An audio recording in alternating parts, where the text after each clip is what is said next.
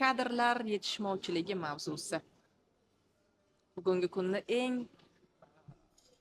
aktual muammolardan biri. Atrofga qarasangiz, ishsizlik deyishadi-da. Da. Lekin biznes egalari, tadbirkorlarda doimo kadrlar yetishmovchiligi muammosi. Bu qanaqadir g'alati paradoksga o'xshataman.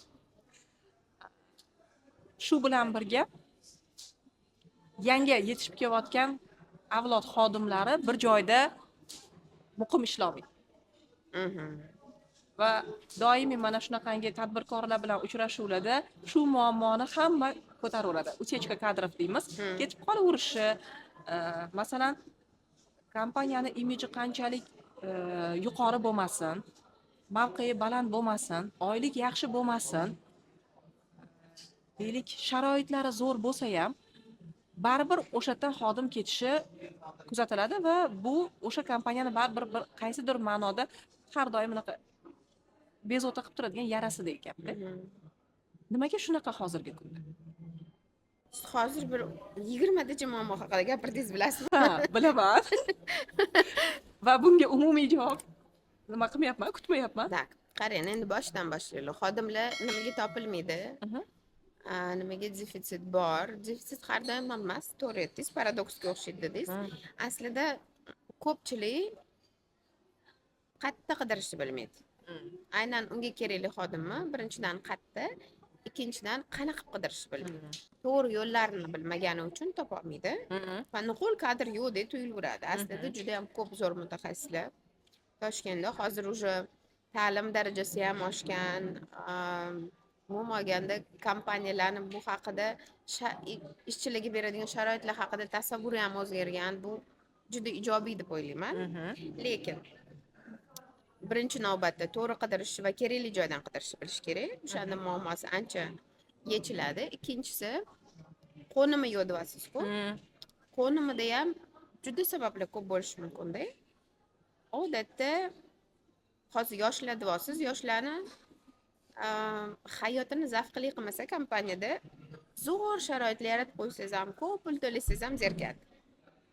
Ularning ishi zavqli bo'lishi kerak. Qachon zavqli bo'ladi yoshlar? Yoshlar nima bilan qiziqadi hozir?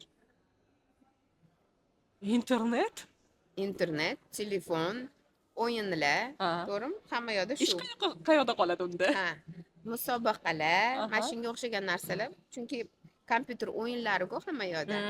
Ularni fikrlash shu narsaga bog'liq. Juda ham keyin klipovoy мышление deydi-ku hozir. Hamma ijtimoiy tarmoqda juda ham ko'p ma'lumot ko'ramiz. Juda ham ko'p ma'lumot ko'rganimiz emotsional ahvolimiz juda tez o'zgarar. Ya'ni qanaqadir g'amgin narsani ko'rsak, o'ksinamiz. Unikidan sразу kulgili narsa bo'ladi, kulamiz. И постоянно shu emotsional kachela bo'lar ekan-da bizda. Kompaniyada biz stabillikni xohlaymiz, shu stabil holat yaratib beramiz. Ular shunday ishlagisi keladi deb o'ylaymiz, ularga nabarot anu kachela kerak-da, tushunasizmi? Vaqti bilan silkitib turish kerakmi? Ha, silkitib turish kerak. Qanaqa qilib silkitish mumkin? Ijobiy. Albatta, urushlar haligi yaqinda bo'lgan narsalarga o'xshab emas. Gamifikatsiya qilish kerak. Ya'ni butun ishni o'yinga aylantirish kerak. Tushunasizmi? Ana o'shandagina qanaqadir ballar, qanaqadir o'rinlar, qanaqadir status nima deydi, maqommi? Mavqelar, mana shunaqa narsalar berish kerak. Yoshlarga ana o'shandagina ularga postoyan qiziq bo'ladi, doimiy ravishda ishlagisi keladi. O'qish jarayoni, mana moslashtirish jarayoni o'yin bo'lishi kerak.